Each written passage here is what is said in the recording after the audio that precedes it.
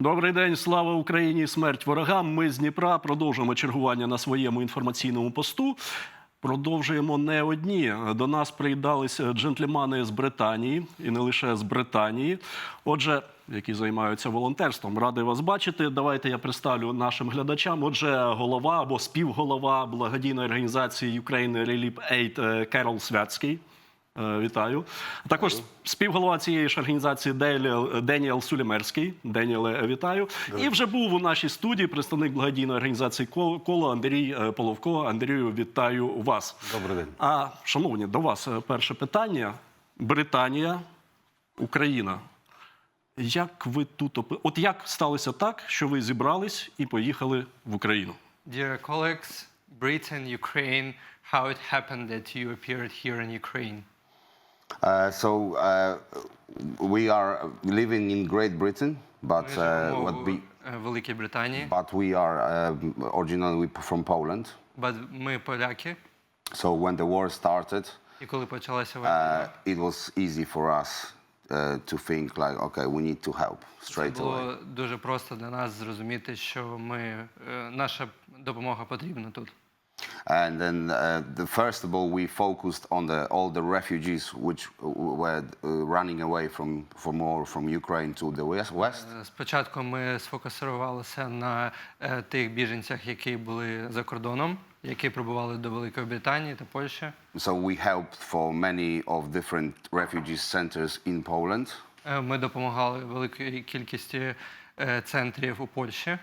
And then within the few weeks, our organization were growing very fast.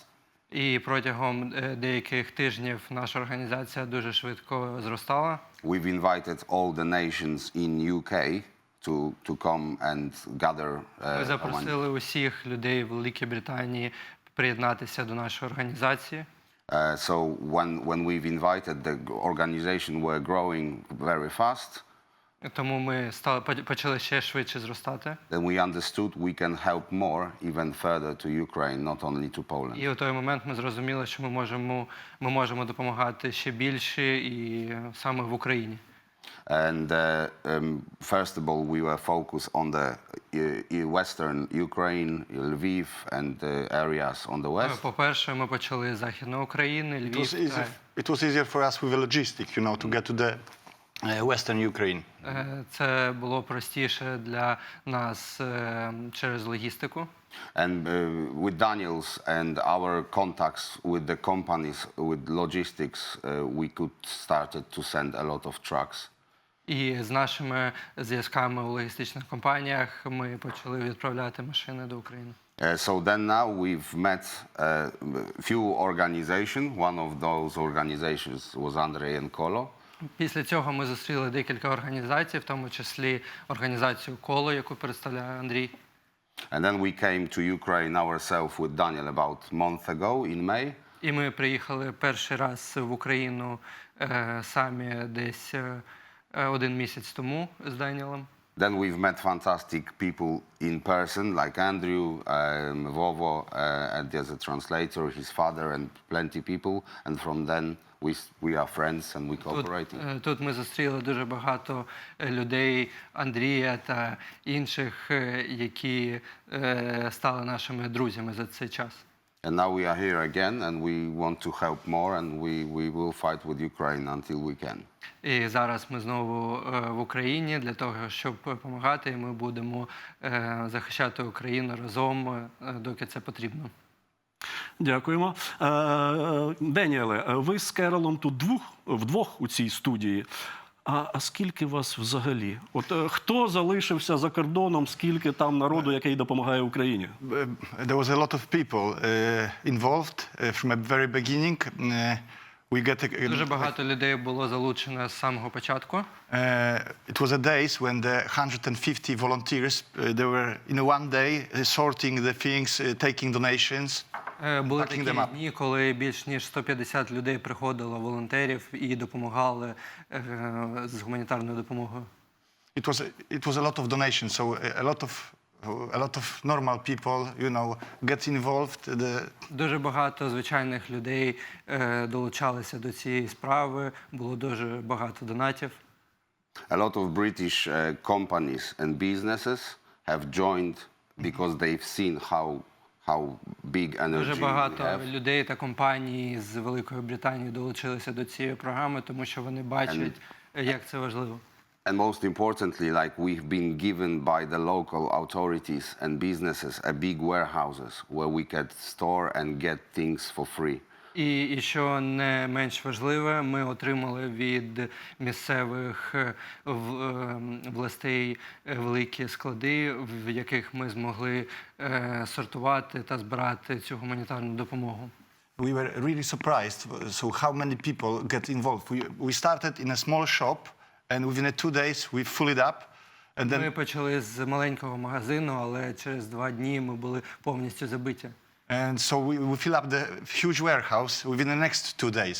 Karol, Ми орендували великий склад, і через 2 дні він теж був повний. so we were so surprised and overwhelmed by generosity of people living in Great Britain, not only Polish but also English, All nations. all nations. Even Venezuelan people were coming with donations. І ми були шоковані тим, наскільки люди готові допомагати, не тільки поляки та британці, та люди усіх національностей.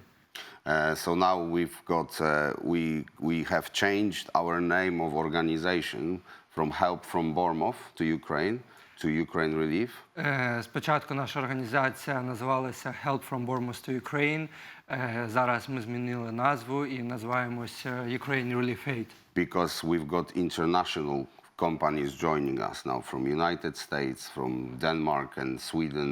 We've got different cooperation from all around the world. And Це було необхідно, тому що наша організація стала міжнародною, і зараз ми отримуємо різні донації не тільки з Великої Британії та Бормута, а з інших країн, з Великої Британії, зі Штатів та інших країн. because most importantly, people, we are one of many organizations, but the people from all around the world want to help Ukraine. Ми лише одна з багатьох організацій, але люди на цій планеті дійсно хочуть допомогти Україні. And when they see when we are actually here and this aid is coming to the right places, they even, wanting to help more. І коли ці люди бачать, що ми самі знаходимося тут в Україні, приїжджаємо, і ця допомога надходить саме до необхідних людей, для тих, хто потребує цієї допомоги, люди хочуть допомагати ще більше. Yeah, we've managed to send so far from the beginning of the war, because we started on the second day. We've managed to send about 70 lorries so far. Well, it's about 2,500 pallets. З другого дня війни, коли ми почали цим займатися, ми відправили більше ніж 70 вантажівок з гуманітарною допомогою. Це більше ніж 2,5 тисячі палетів з гуманітарною допомогою.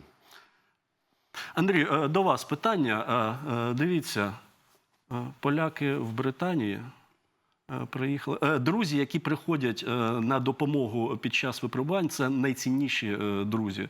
Я так розумію, ви познайомились не так давно з хлопцями. Да. Наші пацани. Наши. Мы познакомились буквально там дней через 10 после того, как началась война.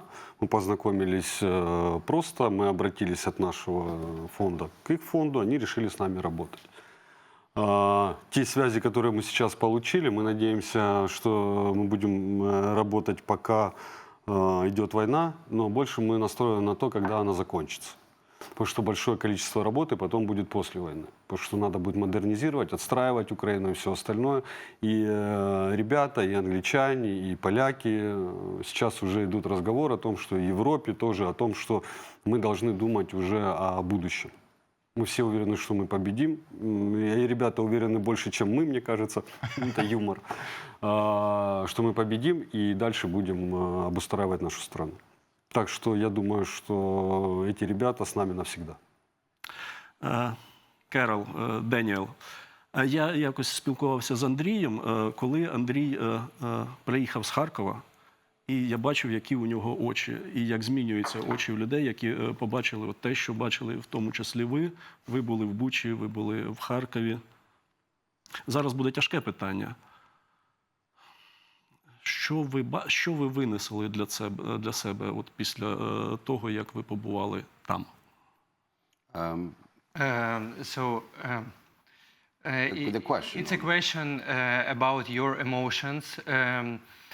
We know that you've been in Bучі, in Kharkiv, in Ірпень, in different places. And what were the lessons that you took out of those places? What were your emotions and feelings? Okay, so we keep our people of organization. We want to keep with. So we are having a lot of energy normally. У нас завжди багато енергії. And we trying to keep positive and fight with aid bringing to Ukraine. Ми намагаємося залишатися на позитивній ноті. But on the way through Ukraine, we were tired. We've seen many things. But when we arrived to Bucha, our world has like fallen completely. Like we were. For us, it was the most tragic thing that I've seen in my life. Коли ми були перший раз в Україні, дорога була дуже важка, і ми були дуже втомлені. Але коли ми приїхали до Бучі, це повністю змінило наш світ. Це були кадри, яких Карол ще не бачив у житті. I think that, for me personally, it was a sadness, but I think like all Ukrainian and all people when see something like this, it was a sadness with anger, You are very sad, you want to cry, and you are so angry. Для мене це було так само, як, напевно, і для всіх українців. Я почував злість та горість за усіх людей. We ask ourselves the question, looking at each other, how can another person, especially in Europe, brothers like Russian, let's say to you, it's like they say you brothers. We couldn't understand how in these years, how is this possible, another person doing to another country like that. Ми поставили, дивлячись друг другу в очі, ми поставили питання, як взагалі це можливо, що якась інша нація, яка називає, як це робить Росія, братським народом, робити таке зі своїм так званим братським народом. And then there was a moment when I stood there with our people, and then at that moment I said, I will gonna do what I do with them until we have to. І був такий момент, коли я зупинився зі своїми людьми і просто сказав їм, що я буду робити усе, що можу, до того моменту, поки це потрібно. I've left everything in my life for this charity. Наразі я залишив усе в своїй житті і займаюся лише гуманітарною допомогою. And together with many people as a big team, ми це робимо разом з дуже великою We've promised each other after that trip to Bucha, Borodyanka and Kharkiv, we said we will fight with Ukraine.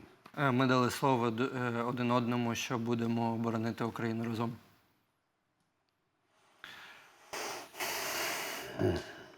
Андрію, давайте я з вас почну. А давайте поговоримо про ту волонтерську. Слухайте, от ви класні. От ви говорили і просто. Да, дякую вам. Круті, да. Андрію, поговоримо про волонтерську допомогу. Я так розумію, що є гуманітарна складова, є військова складова.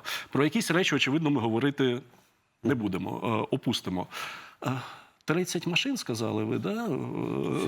70 в перші ж дні завантажили. But 70 trucks, but about 150 vans as well. Так, повторюсь, це було 70 вантажівок великих і ще десь 150 маленьких бусів, теж повністю заповнених гуманітарною допомогою. And we've got the coordinator like Andrzej Janusz, which is in Czerwonograd.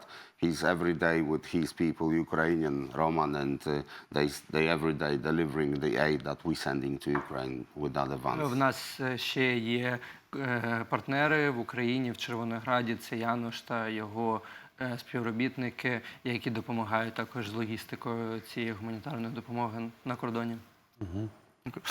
Як визначаються пріоритетні напрямки?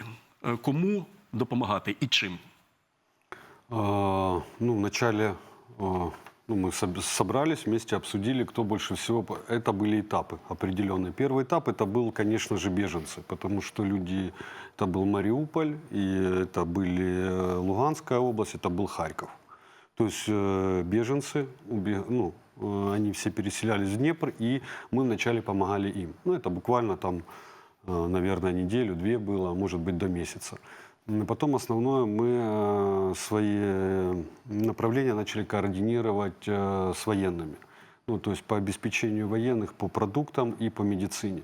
Очень важно были, по продуктам там были вопросы, были по медицине не хватало, потому что количество были такие, страна не была готова к этому. Сейчас мы больше координируемся с беженцами и с районами, в которые сейчас идут плюс-минус боевые действия. То есть помогаем там. Что будет через неделю, через месяц, там, через полгода, мы пока с вами четко знать не можем, но пока вот в таком направлении работаем. Поэтому постоянно все меняется, но мы готовы ко всем вызовам, готовы работать с тем, чем благодаря ребятам, самоотверженность на работе большого количества волонтеров, которые идут из Великой Британии, из Польши. Мы здесь чувствуем поддержку. Это самое главное. Их, знаете, как это мужественное плечо, потому что сейчас такой вот момент наступает, что, как бы, скажу такое слово, которое мне не нравится, как будто устали от Украины. На самом деле это не так. Доказательства этому ребята здесь, приехали, чтобы сейчас мы обговорили новые наши направления, в какую сторону будем двигаться, и в зависимости от этого уже дальше будем расставлять приоритеты и идти вперед. Так что вот так. Керол, Деніел, можна співчувати в Україні, можна співчувати Україні, можна допомагати їй волонтерською роботою, але при цьому можна залишатись в Британії, сидіти в пабі, дивитись телевізор, за кухлем пива, там, розмовляти про Україну. Ви приїхали. Розумієте, от хочеться зрозуміти, що вас спонукало не співчувати Україні просто так і навіть чимось допомагати, ці вантажі відправляти, приїхати саме сюди. От чому ви не в Британії? Я вже запитував, я ще раз, але з іншого боку до цього питання повертаюсь. Чому ви не в Британії залишились, навіть допомагаючи Україні? Ви приїхали допомагати Україні в Україну. Because you are our brother. I'm sorry. You can be upset about what happens in Ukraine. You might support Ukraine, but you can do this being in UK, sitting in the pub, watching TV and crying and even doing something there. What was the trigger that make you come here on your own?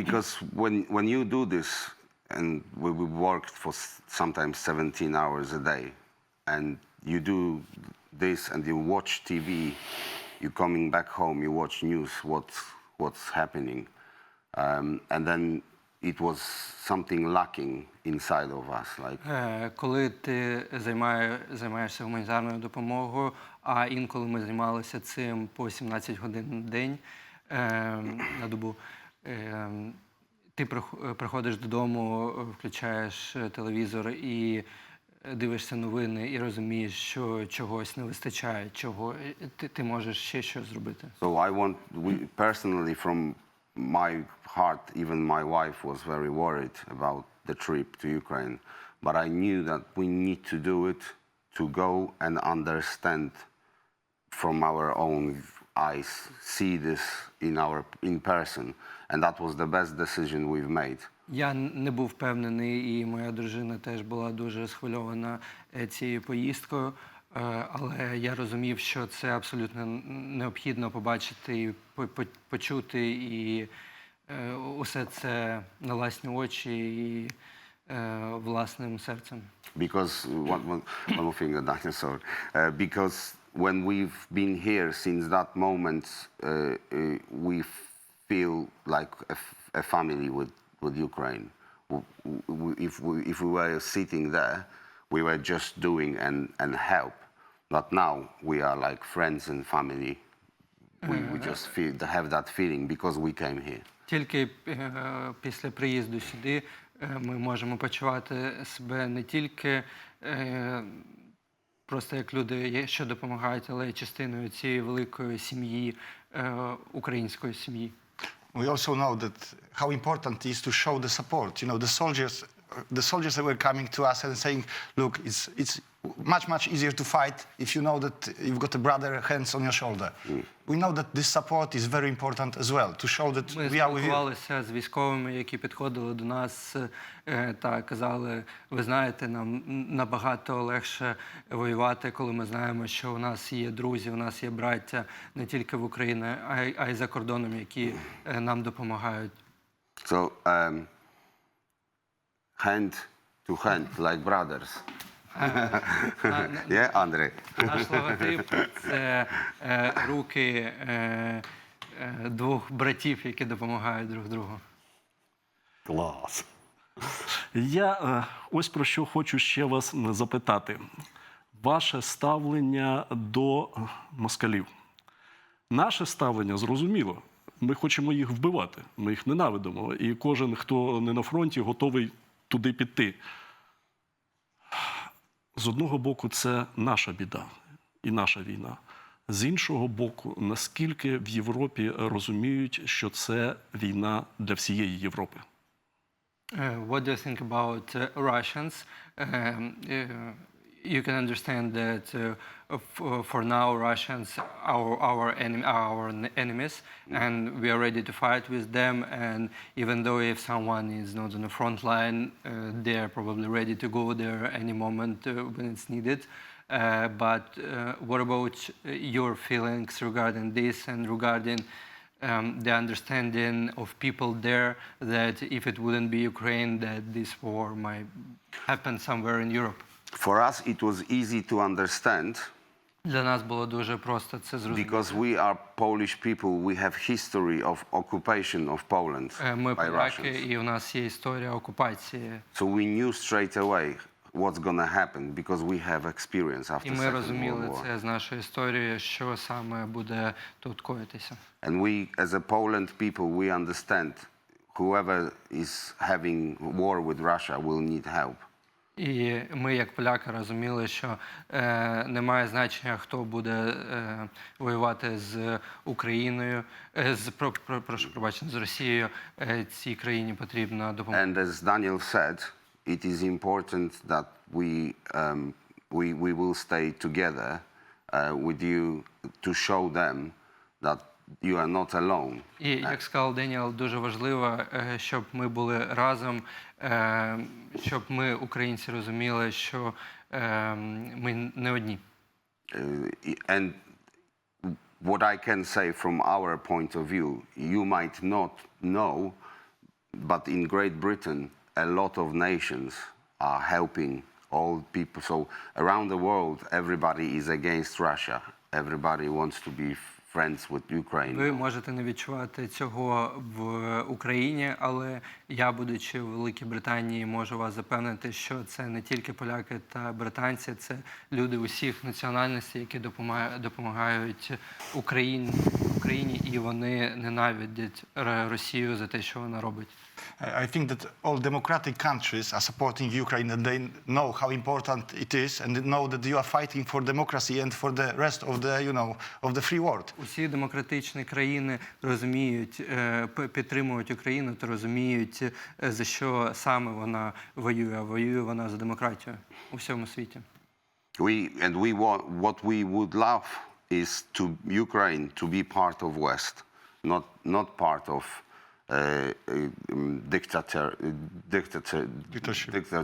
dictatorship like Russia. You deserve to be free country. Те, що ми хочемо, це те, щоб Україна була частиною західного світу, а не була частиною диктатури, яку нав'язує Росія.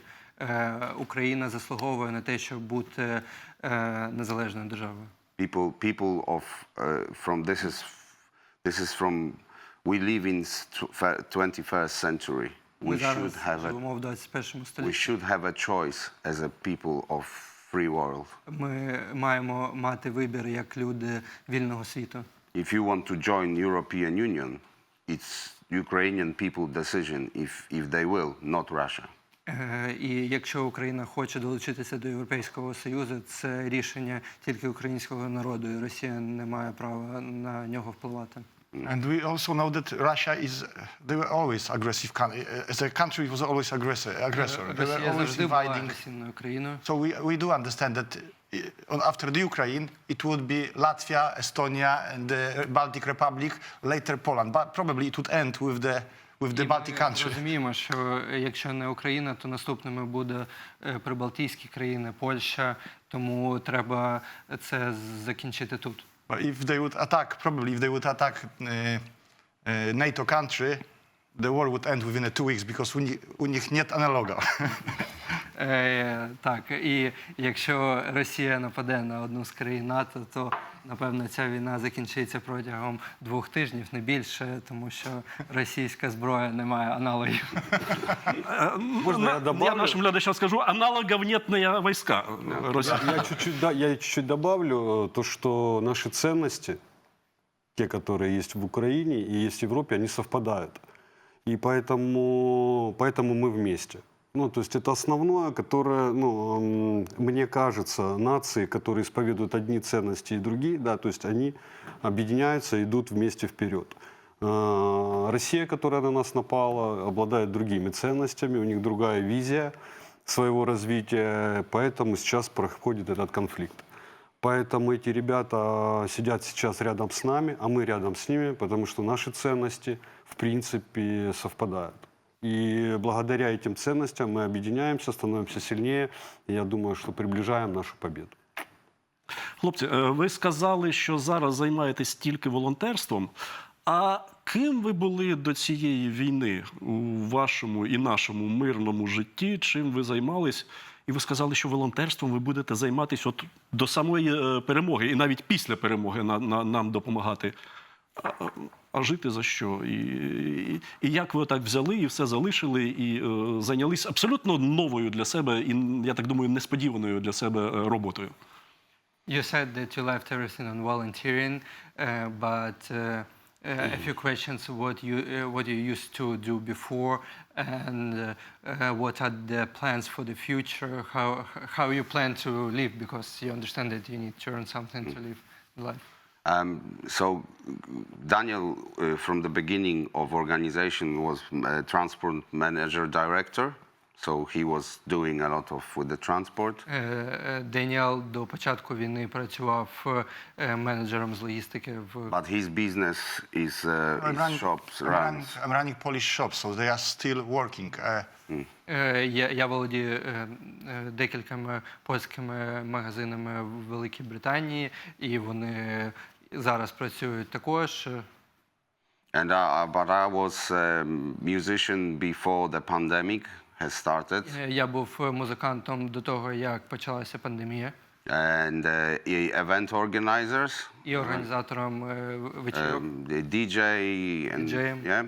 But then the pandemic, COVID came in, and there was nothing for music. І коли почалась пандемія, я не мав можливості через це займатися своєю справою. So I just opened a renovation company to renew the flats. Тому у той момент я відкрив компанію, яка займалася ремонтом у квартирах. When the war have started, we said, okay, let's do the help for Ukraine. I said, I'm gonna do it for like weekend or maybe a week. Yeah. Коли почалась війна, я сказав, що я буду цим займатися тільки на вихідні. And then after 2 weeks, I knew that I'm not gonna come back to work. Але через 2 тижні я зрозумів, що я не зможу повернутися. So I left my job to people that I work with. Тому я залишив роботу людям, з якими я працював до цього. And I have to say to them, listen, I will have no time for work anymore. Я їм сказав, що, на жаль, я не буду мати часу на роботу. So I left my tools for them, and they're working now, and I'm here. І я залишив усі інструменти їм, і вони працюють, а я зараз з вами. And the support in Great Britain is so great, and the chances that this organization will help Ukraine for a long period, so I will not go back to work anymore. І підтримка Великої Британії настільки велика, і ця організація дає нам стільки можливостей у період часу, що я не можу на зараз повернутися до роботи, я повинен бути тут. And then the charity organization, which we've applied now for the official charity in UK. Ми зараз отримуємо офіційну ліцензію благодійної організації в Великій Британії. So maybe in the future, the trustees of the organization will employ me. І тому у майбутньому, можливо, цей досвід і довіра надасть мені якісь переваги. But for now, we have strong partners around, and I'm happy to do this. I don't need money now. I'm focusing on На organization. сьогоднішній день мені не потрібні гроші, вони в мене є, і тому я фокусуюся саме на гуманітарній допомозі. I'm a little bit more comfortable situation because I'm running businesses, so the people I'm actually making money, so I'm a little bit more comfortable. В мене декілька інших ситуацій. В мене є бізнес, який так приносить мені гроші, люди їм займаються, і я можу свій час передавати ці гуманітарні допомоги. Obviously, business doesn't work as it was before because I cannot spend as much time running business as I used to. Бізнес не так, звісно, працює, як раніше, тому що я не можу стільки часу приділяти, але він працює. Панове, джентльмени, я, по-перше, вдячний вам за те, що ви згадали історію, а я теж згадав, що в 1618 році саме козаки і поляки взяли Москву. І поляки були елітною гвардією у Наполеона, який спалив Москву. Тому руїни Москви ми побачимо, і Карол влаштує нам там класну вечірку. І відзначимо таким чином нашу перемогу. Джентльмени, для мене честю було спілкуватися з вами. Ще обов'язково побачимось і перемогу відзначимо з Каролом. Дякую вам, шановні. Дякую. Слава Україні! Героям слава! Дякую вам, шановні. Які класні у нас друзі, да? Потужні, великі хлопці, класні пацани. Побачимось. Слухайте, у мене настрій піднявся.